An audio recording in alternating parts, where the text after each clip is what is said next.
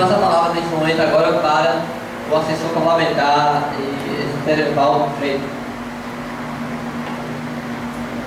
Bom dia,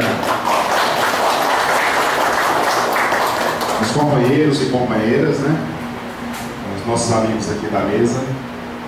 É um prazer muito grande estar aqui hoje participando desse encontro e aproveito aqui a oportunidade para trazer um abraço do professor José Raimundo, deputado estadual, e do professor Valdemar Pereira, também deputado federal, que não puderam estar presentes aqui hoje porque, em virtude desse prazo final dos encontros municipais, nós acabamos dividindo toda a equipe para cada um fazer a presença nos municípios.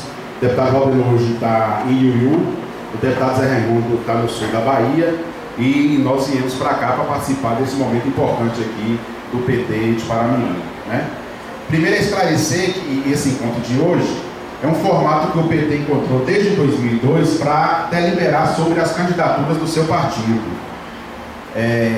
A gente aprovou no encontro nacional, na época, que esses encontros valem para deliberar de forma mais democrática, porque em muito tempo acabava só a executiva escolher os nomes, e esses nomes que iam para a disputa, e acabava que não era o que os demais filiados queriam. Daí para cá começou a ter esses encontros, e é no encontro que aprova os nomes que o partido vai apresentar para a sociedade para a disputa das eleições.